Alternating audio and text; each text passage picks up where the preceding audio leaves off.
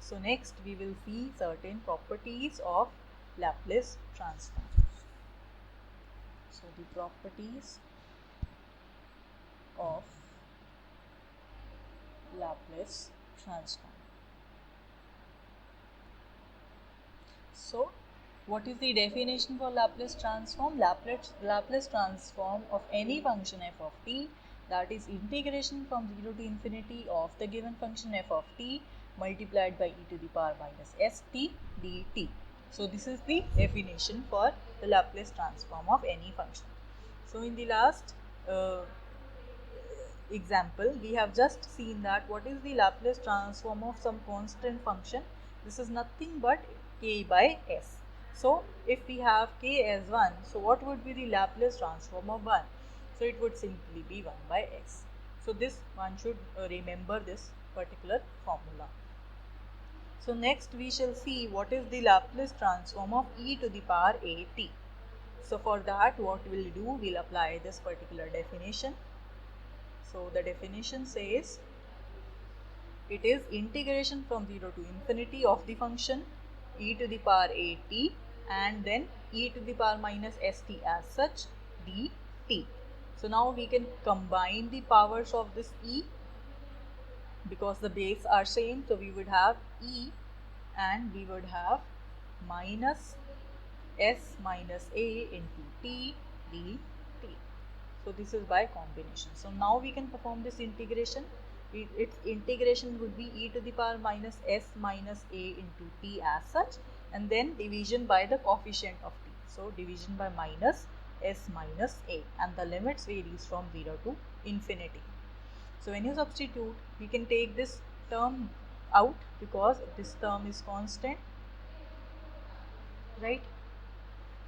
So it would be minus 1 upon s minus a, and then here we would have e to the power minus s minus a into b, and where what is this b? B goes to infinity. So this is the term minus e to the power minus s minus a into 0. So this is the second term. So when you substitute this limit, so you would have e to the power minus infinity. So you would have e to the power minus infinity, that would be 1 by e to the power infinity, that would be 1 by infinity, that would be 0. So this is the condition that you would have. So from here you would have this as 0 minus, and here what would you have? You would have e to the power 0, that is 1. So you would have it as 1 by s minus a. So the Laplace transform, of e to the power at, that is 1 divided by s minus a. So this is also one of the results that you should remember when you solve various questions for Laplace transform. So the next is, what is the Laplace transform of sine at? So now this is also very simple. So for that we'll apply this definition. Remember here the limits are from 0 to infinity. So it would be sine at multiplied by e to the power minus st dt. This is according to definition for Laplace transform. So now we have two formulas. First formula is when you perform the integration of e to the power ax sine bx dx. So that is e to the power ax divided by a square plus b square. What is this a? A is the coefficient of x present in this exponential term, and what is b? B is the coefficient of x present in the angle of this sine term. So it is equivalent to e to the power ax as such divided by a square plus b square, and then multiplied by a sine of bx minus b cos of bx. The angles is the same bx. Here we have a and here we have b. Another formula is the integration of e to the power ax cos bx, that is equivalent to e to the power ax divided by a square plus b square, and then we have a into cos bx plus b into sin bx. So that is the formula that we have. So we can either apply by parts here in order to solve this, or we can directly use this formula. So here I will be directly using this formula. So what do I have as after performing this integration? So it would be e to the power minus st divided by the coefficient for this t. Here this integral is present with the variable t. So we would have s square plus the coefficient of sine term, that is a. So s square plus a square, and then I would have in brackets the term minus s sine at and then minus a cos a t, right? So this is according to this formula that I have just applied, and then we will substitute the limits from 0 to infinity. So let us see what do we have. So obviously this term here is 1 by s square plus a square, this is constant, so we will be left with e to the power minus, firstly when you substitute this limit, so we will write limit b goes to infinity, e to the power minus sb, and then this whole term, right? So minus s sine ab minus a cos ab, right? And then for the second term we would have minus e to the power minus s into 0, and sine of 0 is 0, cos of 0 is 1, so we would have here minus a, right? So here you would have e to the power minus infinity, so this term is going to be 0, right? So we would be left with this term only. So a into what is e to the power minus 0, that is again 1, so we would have a divided by a s square plus a square. So we got the formula for the Laplace transform of sine at. So it is simply equal to a, whatever is this angle, divided by s square plus a square. So this is also one formula that you should remember in order to solve the questions. So you could either go by this definition all the time, or you could remember this formula so that you can instantaneously apply this formula in order to solve the further calculations. So next, similarly, when you calculate this Laplace transform of cos at, this would come out to be s divided by s square plus a square. So let us see how this appears. So when you take the Laplace transform of cos at, we'll again apply this result. So firstly it will be the integration from 0 to infinity this cos at as such, and then e to the power minus st dt. This is according to definition for Laplace transform. So now we'll apply this formula, e to the power a x and then multiplied by cos bx dx. This is nothing but e to the power ax divided by a square plus b square multiplied by a cos bx plus or plus b sin bx. So this is the formula that we'll use. So this term becomes e to the power minus st divided by s square plus a square, and then we would have in place of a we have minus s. So minus s cos at as such, and then in place of b we have a. So we have plus a sin a t, right? And we have the limits varying from 0 to infinity. So when you substitute the limits, these limits here from 0 to infinity, what do we have? We have 1 by s square plus a square common being constant, and then when you substitute limit b going to infinity, e to the power minus sb, and then you would have minus s cos ab plus a sin ab, because we cannot directly substitute the limit infinity here, and then minus e to the power minus s into 0, and then here minus s cos 0 plus a sin 0. What is sin 0? Sin 0 is 0, so it is 1 by s square plus a square. So what is this term? Let us have a look at this term. So it would be e to the power minus infinity again. So this term would be 0, and then minus of this term, e to the power 0 is 1.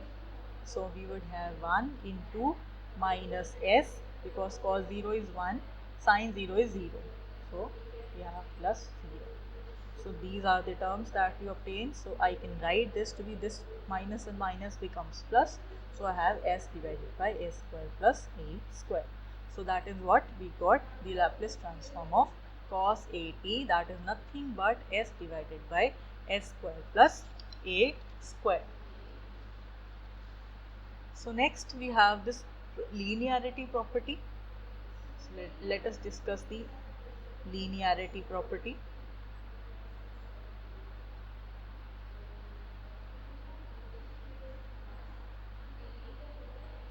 So this property says that the Laplace transform of some function a of f of t plus b of g of t, this is what? So discuss the linearity property of the Laplace operator. Let me first discuss it about the linearity property for differentiation operator. Suppose you have this, the derivative of a g of x plus b f of x. So it is, because this is a linear operator, this is a linear operator, so this splits up, so it becomes a into the derivative of g of x plus b times the derivative for f of x. So similarly, we know about this integration operator.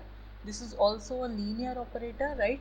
It's also split into this linear factors. So a, say f of x plus b of g of x into d of x, we have this quantity.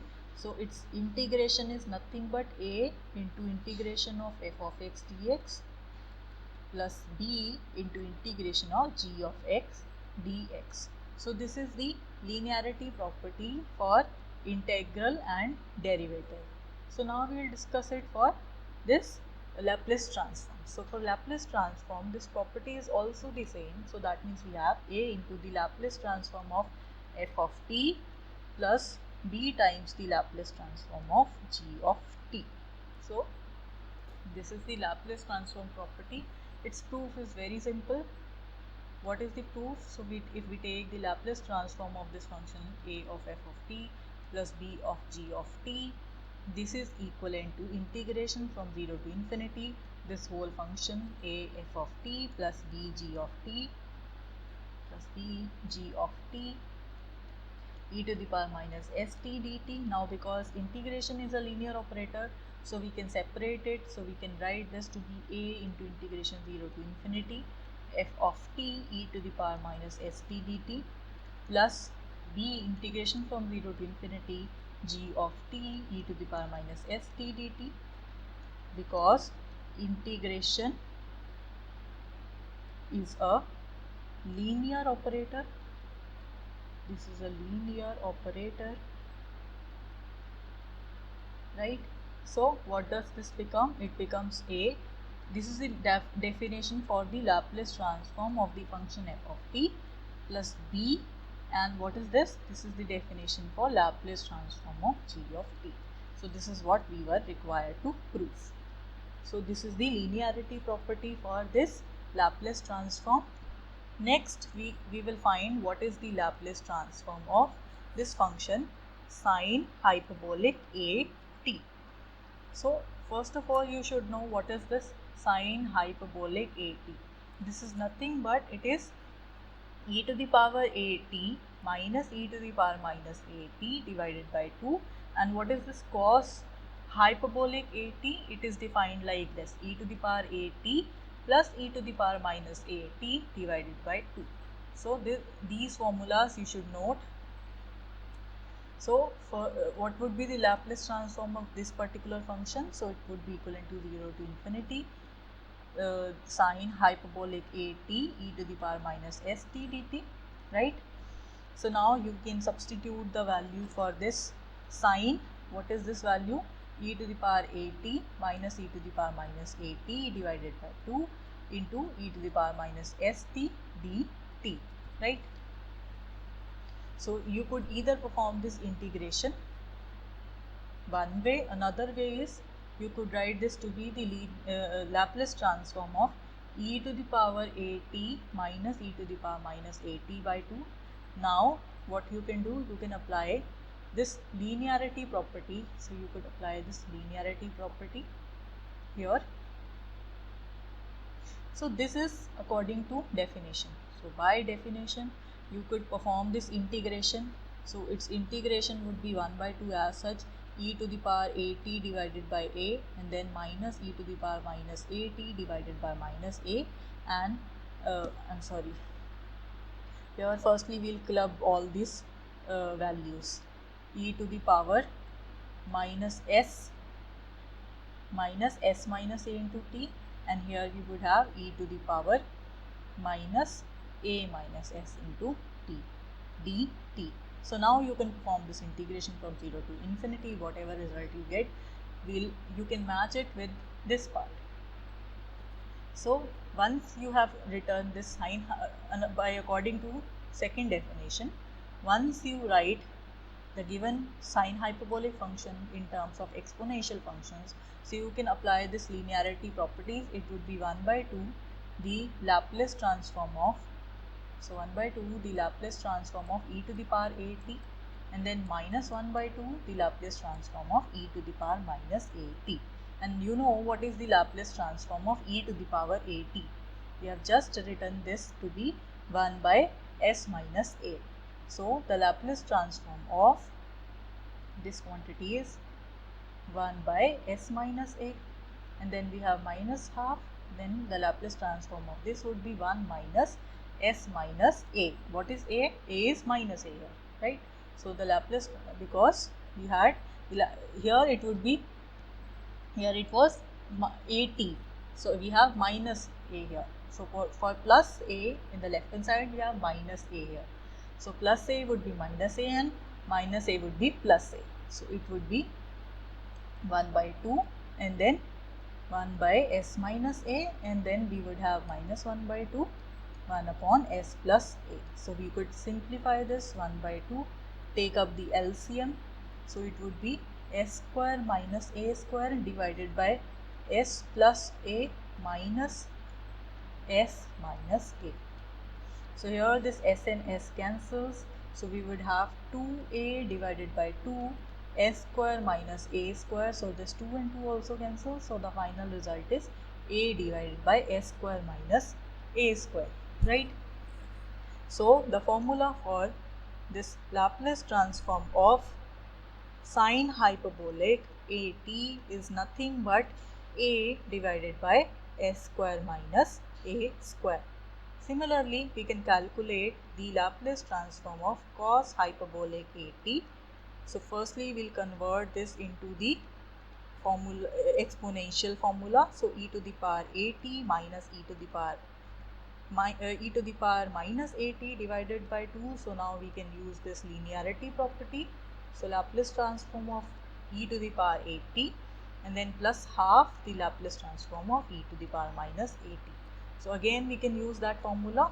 So the Laplace transform of e to the power at is 1 upon s minus a, and then the Laplace transform of e to the power minus at is 1 upon s minus a. So we have 1 by 2, and then we can take the LCM. So it would be s square minus a square divided by s plus a plus s minus a. So this a and a got cancelled. So we would have 1 by 2 into 2s divided by s square minus a square. So this 2 and 2 get cancelled. So we have the Laplace transform of cos hyperbolic at, that is equivalent to s divided by s square minus a square. So this is the final result that we obtained from here. So I hope all these formulas, the Laplace transform of cos at, Laplace transform of sine hyperbolic at, and then you have the formula for this linearity property, and then we had this formula of cos at s upon s square plus a square, sin at is a upon s square plus a square, Then the Laplace transform of e to the power at is 1 upon s minus a. The Laplace transform of constant is k upon s, and the Laplace transform of 1 is 1 by s, and we obtain all this formula using this particular definition. So I hope this thing is clear to you all.